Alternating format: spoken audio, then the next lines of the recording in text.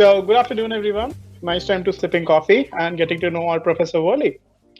So, today's guest is a man who's known for his contributions to the world of microfluidics and micro PIV. He's a husband, he's a father, he's an engineer. He loves biking, he runs marathons, he plays volleyball and soccer. He's the author of over 250 research articles and books. He's an entrepreneur of two companies and he bakes amazing Christmas cookies. So, for those who don't know him personally, he's that tall guy who you have seen around Birck, always with biking gear and a gigantic mug of tea in his hand. Right. Well, a long time ago, when I had my first daughter, the doctor told my wife, "Yeah, better quit drinking coffee." And I was a big coffee drinker at the time, so that's 17 years ago. So I've been drinking tea ever since. Oh, I see. That's why you're a lovely father. Yeah, I don't know about that. You just gave up your daughter's age. Yeah, a 17-year-old doesn't mind that. If you're older, though, then they mind it. Well, I don't know. Okay. So, yeah, tell us the story about behind this photo, Professor Wereley. Oh, yeah. That was I don't know if you guys have heard of this. So there's a zero-G airplane that's flown by NASA, and they call it the Vomit Comet. Comet used to be the model of the airplane, and so they call it the Vomit Comet. Although this one was a 727, and during grad school, one of my professors at Northwestern, Seth Lichter, he told me about this zero-G plane and the cool fluid mechanics experiments you could do in zero-G. And I thought, I got to do that. And so 10 years later, I finally had an excuse to do it. That pile of instrumentation that you see on the floor is a device that we made at Birck. I know none of that is microfluidics, right? That's all hardware and sampling signal equipment. But somewhere in there is a tiny chip that has a small hole drilled in it, etched in it, something like 10 microns. And then there's a fern spore stuck in there, and then there's a couple of electrodes fabricated on the surface. And I think this was just after Birck opened. We built this at Birck, and pretty simple fab process. But the idea was to test how a fern spore, which is a single cellular seed essentially, to test how that fern spore knows which way is up. And so if it germinates in a particular direction, let's say in zero-G, then that might indicate, and maybe it's the magnetic field or something, or light, and it's not actually gravity. So the results were pretty inconclusive, but we did get to fly on the plane. And did you live up to the name? No. So NASA, being a government agency, has all sorts of exceptions to the normal rules, and they were allowed to prescribe lots of good drugs that you normally couldn't get prescribed. So they give you this cocktail of, what is it, scopolamine. So scopolamine is a depressant, and it depresses your inner ear, right? So it stops you from getting motion sickness. But since it's a depressant, it also makes you go to sleep. So then they give you some amphetamines as well. And what I got, so in my case at least, it took longer for the amphetamines to wear off than the depressants. So when I got off the flight, I was totally high. It was kind of fun. Legally Yeah. high. So you fly 40 of those parabolas in a sortie, in a particular mission. And if you turned your head while you were pulling out, so you have a period of 0G, and then you have a period of 2G. And if you turn your head too much during the 2G part, it sort of doubles the rate at which you get motion sick. So I did have to, I was on the edge a couple times.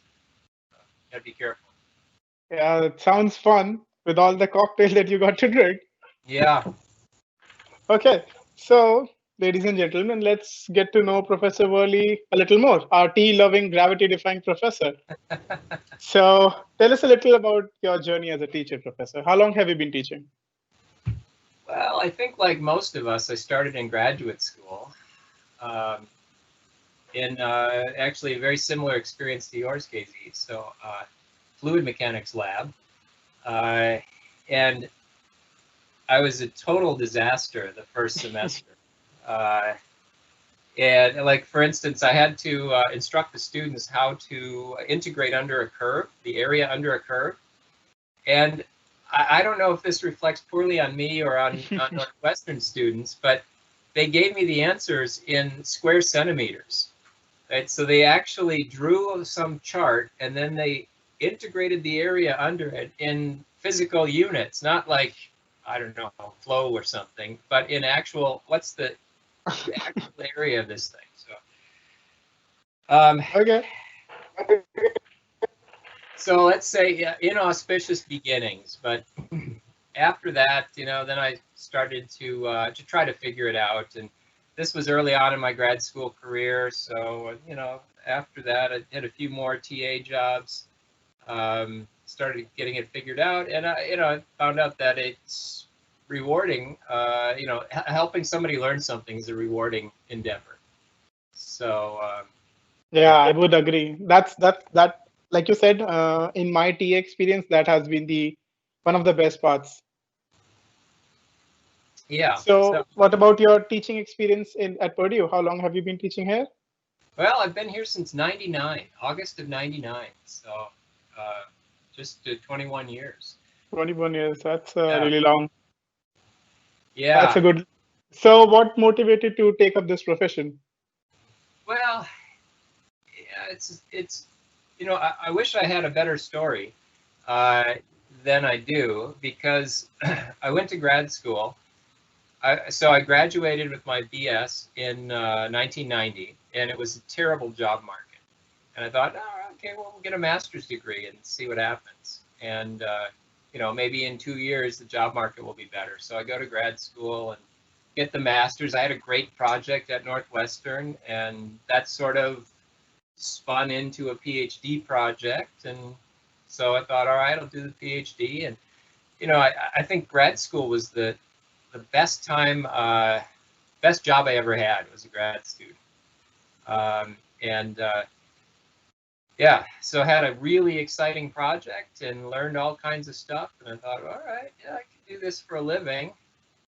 Did a postdoc, and then I came here, and I found out that, the job of a professor is completely orthogonal to that of a grad student. So you spend most of your time writing and yeah, editing other people's things, like your papers, Casey.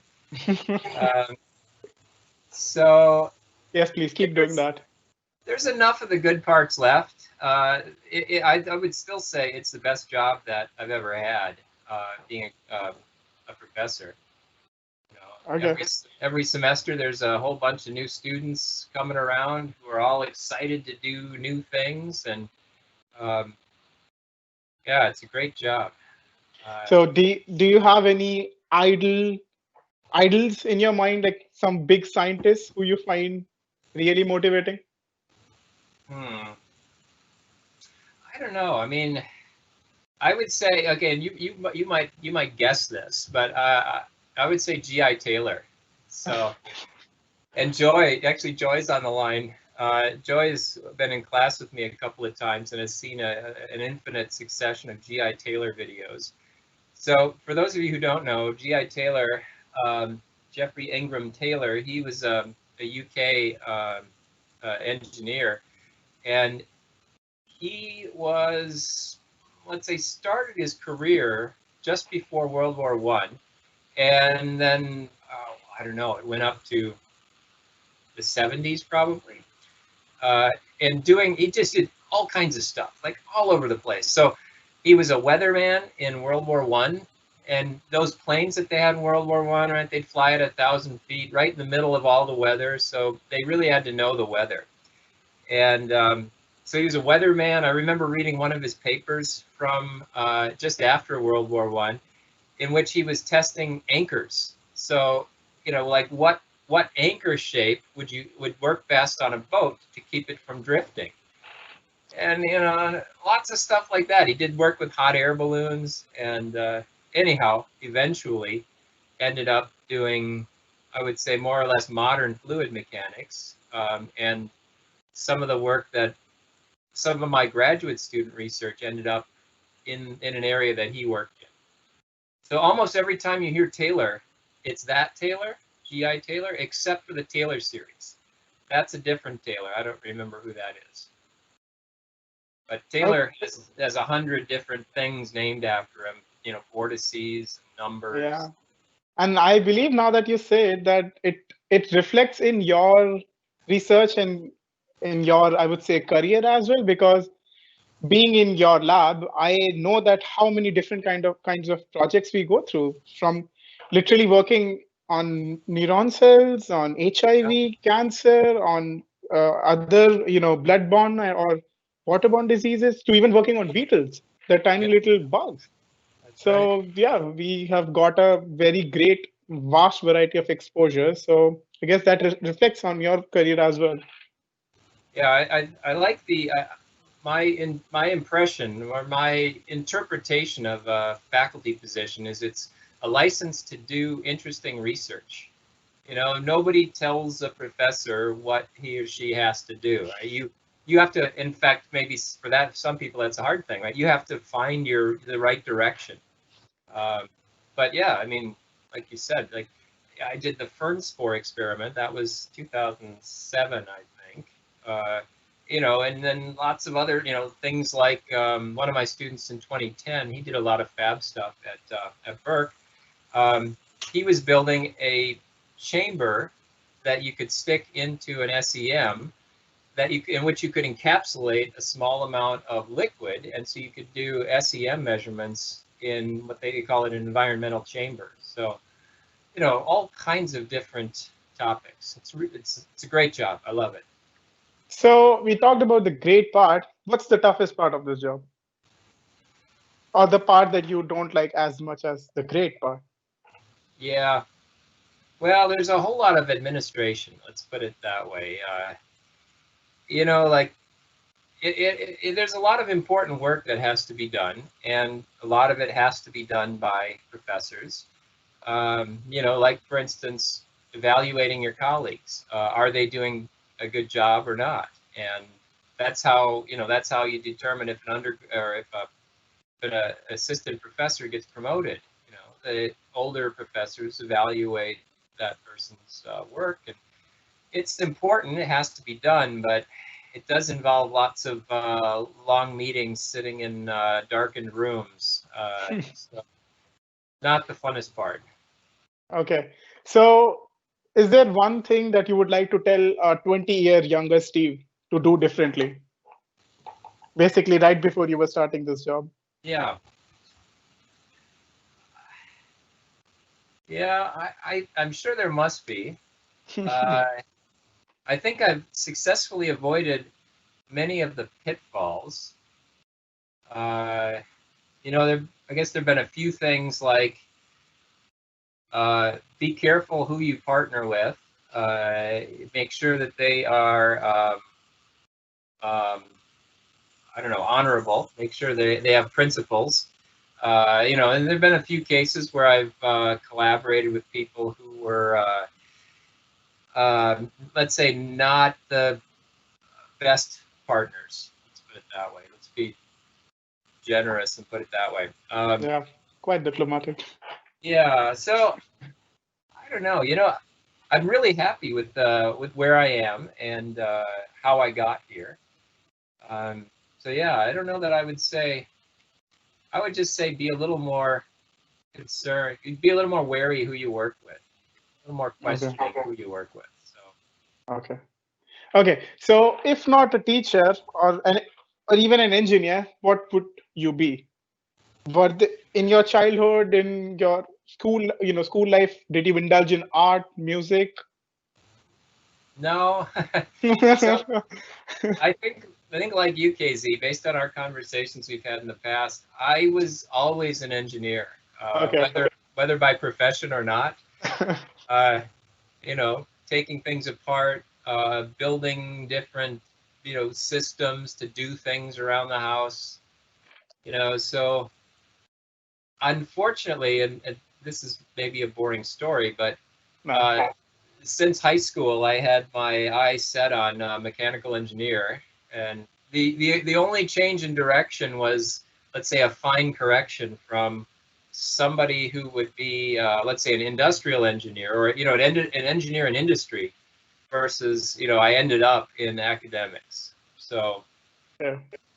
if I weren't doing this faculty job, I would probably be working at some place like Hewlett Packard, or IBM, someplace that has um, a good research department, GE maybe, something like that. Because the research is the funnest part, in my opinion. When I sit down and talk to you and you're telling me about experiments that you've done, I'm like, okay, that's really cool. Let's try this, let's try that. And unfortunately, I don't get to do the actual trying very much. Well, you're most welcome. Yeah, you know, I would, I would like to do more of that. Help me fix that microscope. Right, we should do that. Sure, that would be lovely. Uh, Okay, so this is this next round, which I call getting to know Dr. Worley, the rapid fire round. Professor okay. Worley, you have to answer as fast, as quickly as possible, okay? Okay. Whatever comes to your mind the first, okay? All right. Okay, your favorite holiday destination? Holiday, skiing, ski hill. Destination. Yeah, like ski hill. Let's say Breckenridge, Colorado. Okay, your favorite soccer club? Liverpool. Volleyball or soccer? Volleyball. Favorite beer? So Schneider's Weisse from Munich. Okay, I was Oktoberfest. Come on, it's October. Yeah, but Schneider's Weisse. Schneider is they are a Munich brewery, and they make a really nice. You're right. Oktoberfest is just over. Just finished. Okay. Maybe a week or two ago. Actually, they canceled it this year. Yeah, must be virtual Oktoberfest, I guess. Not nearly as fun. Okay, if you had to give up one thing, what will it be? Tea or beer? Boy, that's hard. Is there any The other first choice, thing. like giving up a limb, or? Nope. The first thing that comes to your mind. I guess I'm gonna go with beer. Okay, you like tea that much? Yeah. How about kombucha? So kombucha is sort of the combination of the both. So Yeah, good. That's a good one. Okay, your favorite restaurant around town? Thai Essence. Nice. That's a good pick. Yeah. Okay, so that's the end of our round. So, ladies and gentlemen, Professor Worley as he said, completed his graduate studies from Northwestern University in 92 and 97 respectively, and then a postdoc from UCSB, UC Santa Barbara, where he worked on developing micro-PIV. One of his works from his time at UCSB is the second most cited paper in the history of experimental fluids. So, Professor, I know we touched this topic a little while ago. Tell us more about your grad life. Did you have any uncertainties during your PhD or grad life, or was it like a well laid out, straightforward research plan? Well, let's see. There were a couple of let's say difficulties along the way. So I can tell a couple of short stories in that area. So one was the first semester in grad school. I ended up getting a C in to the equivalent of Math 527, and I thought, I made the wrong choice. I'm not going to cut it in grad school, and but then refocused, and straightened things out, and everything from then on was headed in the right direction. So a little bit of uncertainty right at the start. And then sort of right near the end, there was let's say a personnel situation, to be delicate, where there was somebody in my lab who I didn't think was finishing on his merits, was getting, let's say, was worthy of graduating and with a PhD. And ended up with a very disappointing situation. So I would say a little bit disillusioned with the whole PhD process right at the end of my PhD. So I kind of left Northwestern and slammed the door. Didn't go back for grad school, or didn't go back to graduate. But I've sort of gotten over that, and yeah. I'm trying to make sure nothing like that happens in my group. So you can let me know. Yeah. I'm very grateful. Let me know if I succeed. Yeah. I think you are succeeding excellently. Okay. So what was your favorite stress buster as a grad student? Squash. Squash? Yeah. So squash in the winters, and I played a lot of beach volleyball in the summers. Yeah. Northwestern, for those of you who aren't familiar with it, is on the shore of Lake Michigan. A very beautiful campus, and there was a beach right on campus, and I would go in to work until, say, 3 in the afternoon, and then I would take 3 hours off from 3 until 6, maybe 7 in the evening, playing volleyball out on the beach. And then go back to work, all sandy. And I don't know about you, but back in those days, I had essentially a kitchen cabinet with all my dinner and ramen noodles and different things like that. And so I would just eat dinner right at the lab and go home at, I don't know, 11 or midnight, and start it all over the next day. Okay. So you gave me a brilliant segue for my next question, which was, how different do you think is the current grad life from your time? Yeah, I don't know. That's a good question. I think it's pretty similar. So, I've been here 21 years, and I did 2 years. I'm just trying to think of how much younger an incoming grad student would be than I am. I think it would be about 30 years.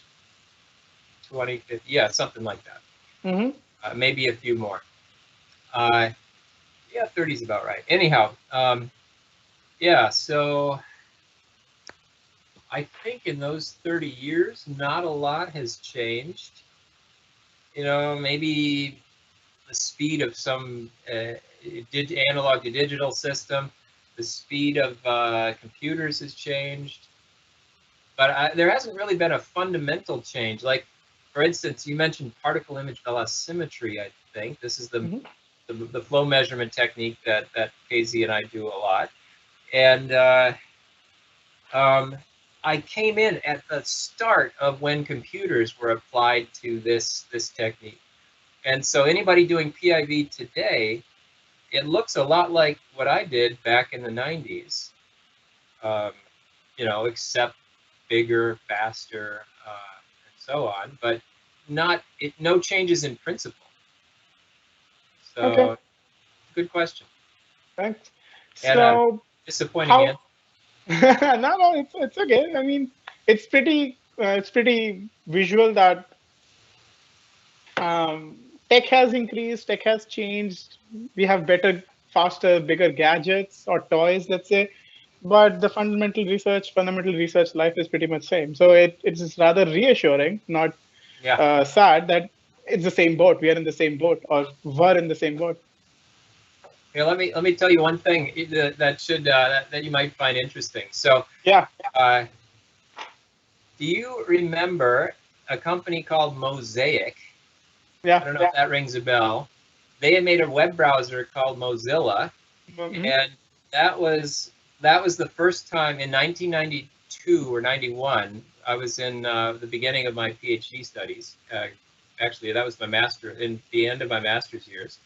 That was when things like the World Wide Web and web browsers. That's when things like that became popular. So like there are a number of things where I was sort of on the same, just beyond the transition from some earlier generation. And so, if you think about web browsers that you use now, okay, the graphics cards are better, but it's pretty much the same technology that was around in the 90s. So, Okay. So when you started your master's or your PhD, did you know what project or what you wanted to do, or how did you pick up your thesis project or yeah. the line of research? So in high school, I was interested in um, like sailing boats and airplanes and things that interact with the you know our atmosphere. And so that was so I definitely had the blinders on. I was focused on fluid mechanics, and then I got to you do your bachelor's and you're a generalist. And you get done with that, and maybe you've done a few projects or something where you specialized in done something that you actually chose to do. But yeah, so went to grad school interested in fluid mechanics, and I chose Northwestern, and I had three finalists on my list for grad schools: Northwestern, the University of Illinois, and Notre Dame. And I'd sort of focused on those because they're all around Chicago, and my wife, who was my girlfriend at the time, she was at University of Chicago. And in the end, I chose Northwestern, which, if you guys, the relative rankings of those schools hasn't changed in the intervening 30 years. Maybe they've gone up or down a position or something, but so Northwestern is still like 10 positions behind Illinois, and it was back in those days. And so by the numbers, I think I made the wrong choice. But it was, it was 30 minutes across town from my wife's school. So chose Northwestern. There was maybe not a great choice because there was one professor doing fluid mechanics, experimental fluid mechanics at the time, and he had one project that needed a student. So the way they do things at Northwestern then and still do them now is incoming grads in mechanical engineering, incoming grad students are sort of put in a pool, and they have quarters there. So you do 2 quarters of instruction, just of classes on a fellowship before you have to choose an advisor. So then, there were like 4 or 5 people who were interested in the one project, and this professor happened to choose me. So I was really glad of that. But if he hadn't, I don't know, I might be, probably would have finished with a master's if I hadn't got that project. Well, that's good. So you spoke about environmental engineering, more things that interact with the atmosphere, environment, things around us. So Yeah. that brings me to something that we cannot miss while talking about Steve Wereley. Uh-oh. It's year 2020. It's a decade on from Deepwater Horizon oil Oh, spill. right. So, for everyone who's listening, Professor Wereley was instrumental in answering key questions about the amount of oil flowing into the Gulf of Mexico. He was also awarded the US Geological Survey Director's Award in 2010 for his contributions. And so, Professor, how do you feel about that? Tell us a little about the incident. Yeah, that is I would say an anomalous event in my assessment of my career and others. Yeah, it was.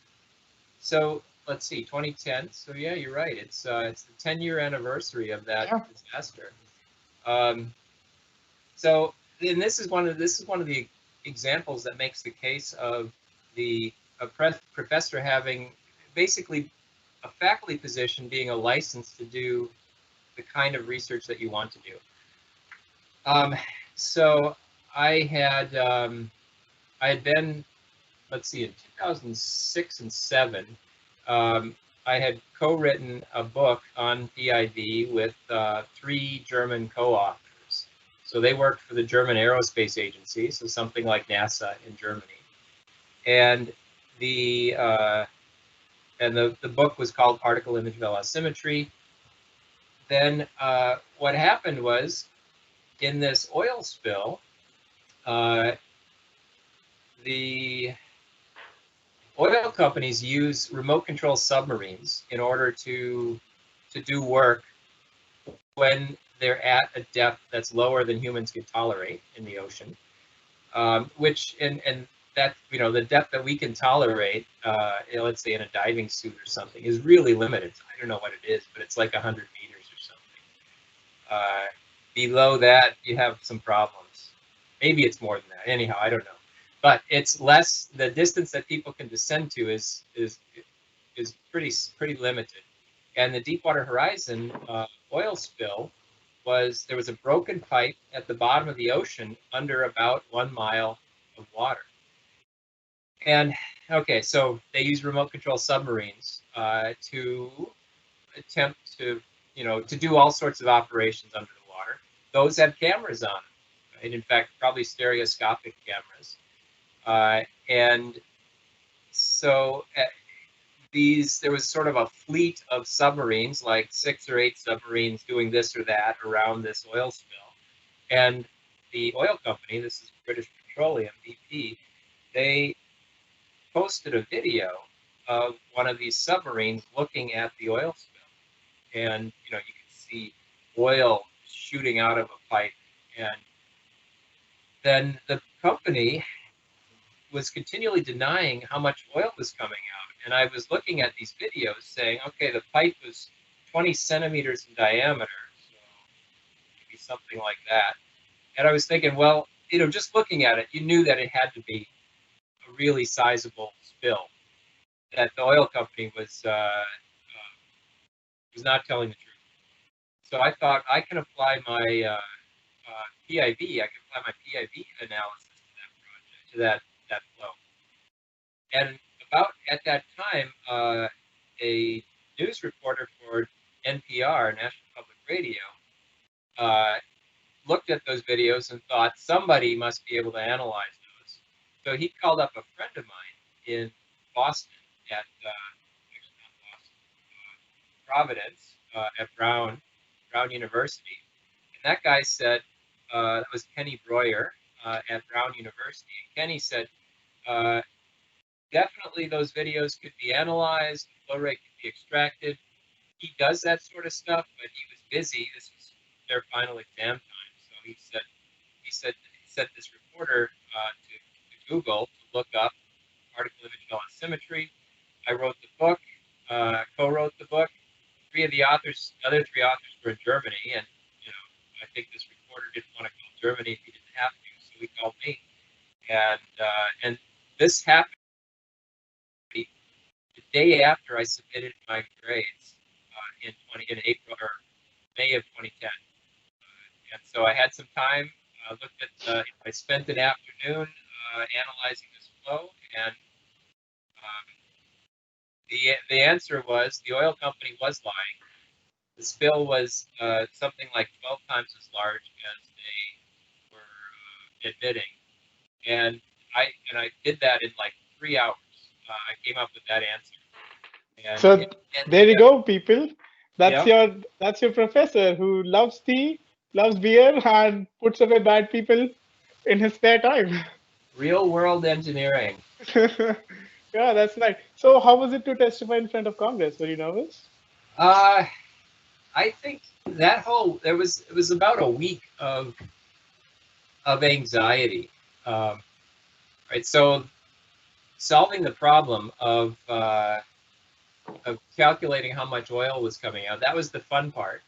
And literally let's say 2 hours after I made that calculation, there was a piece on NPR announcing the results.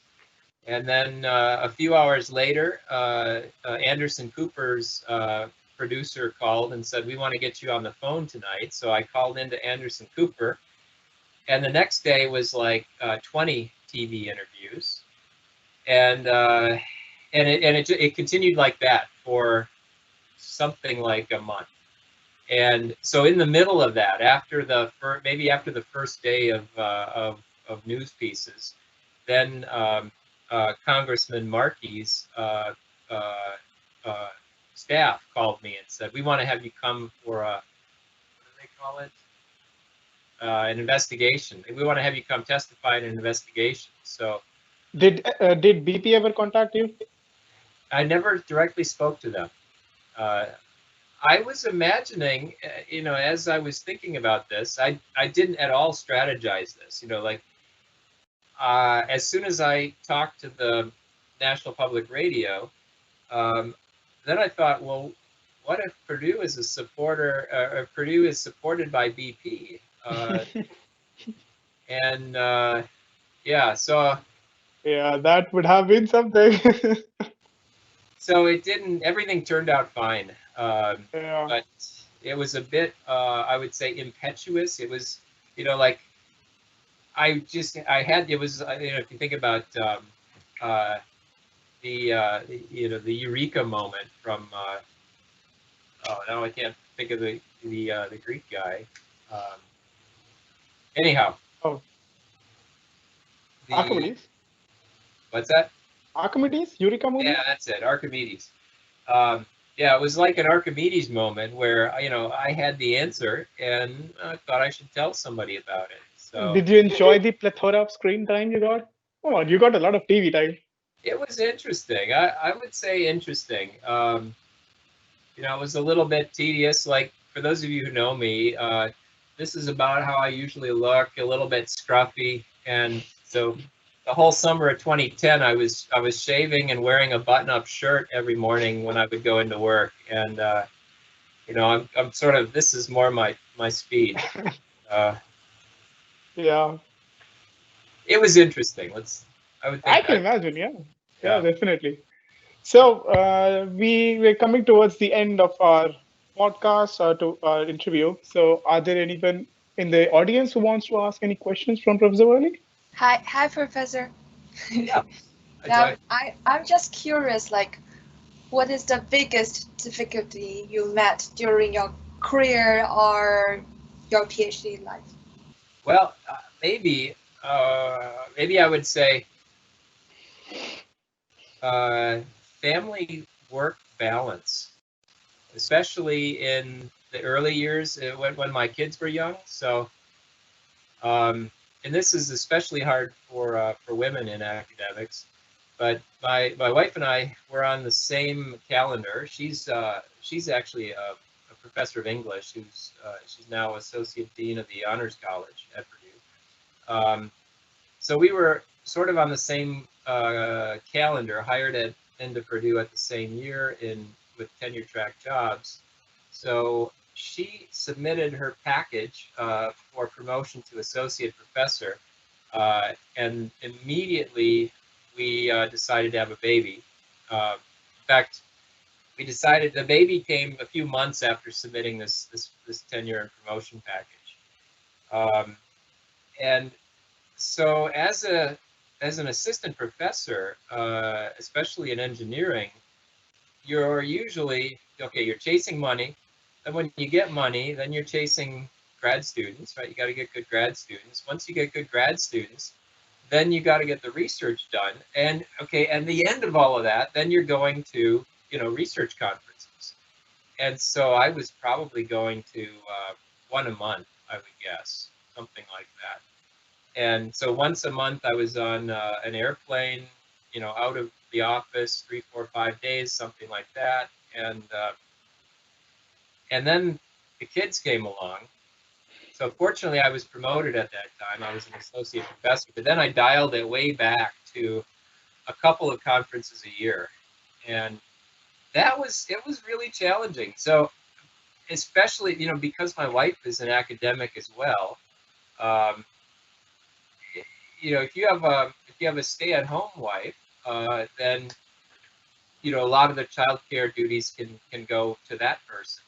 But with both of us being academics, it just wasn't possible. We had to split it, and there are lots of funny pictures of my kids growing up where I have a PhD thesis that I have to review, and there's a baby sleeping on me, or I'm sitting on an exercise ball bouncing the baby while I read something. Did the same thing for my wife, so that was probably the hardest thing, is work-life balance. It's gotten easier now that my daughters are 14 and 17 now, so it's gotten quite a bit easier. I see. But I see those are kind of like complaints about having two people working in academia. What is the benefit? Yeah, so the benefit is you have, if you're a professor, you have a ton of work, but you can do it whenever you want.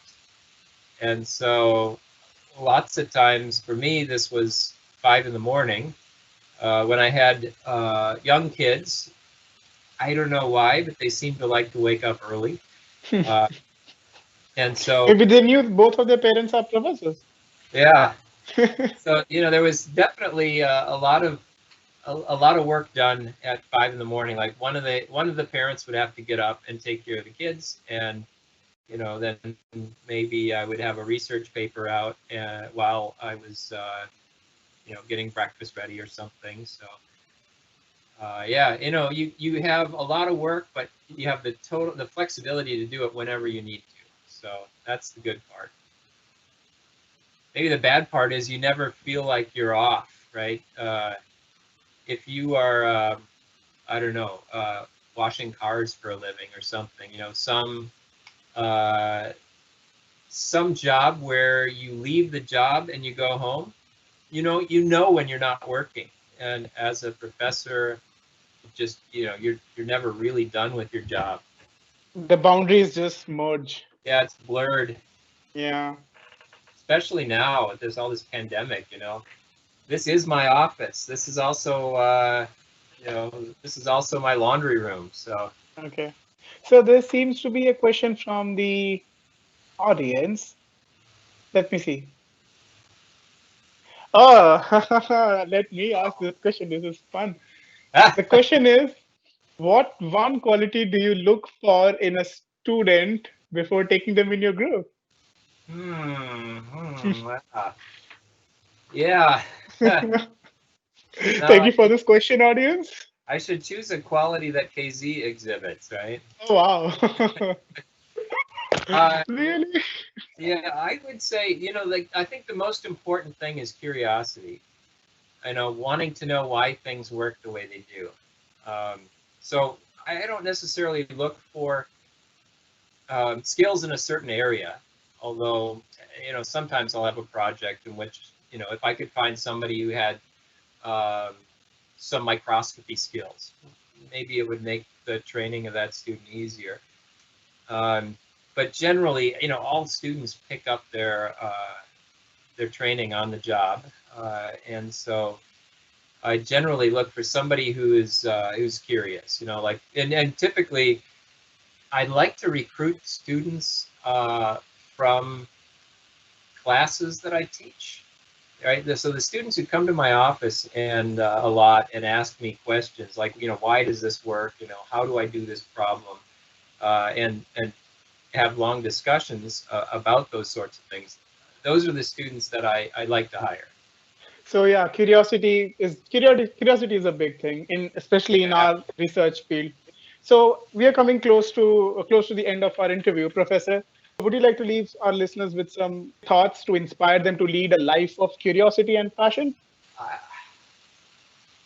would say focus on answering the why questions, and don't, everything else will fall in place.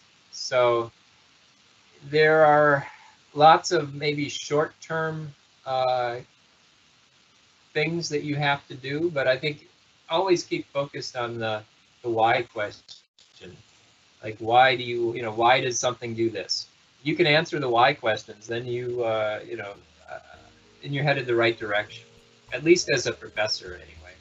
So yeah, brilliant words. Thanks a lot for your time, Professor Wereley. Thanks for your inspiring words. Happy to talk to you guys, and I'll hopefully next year we'll all be passing each other in the hallways again.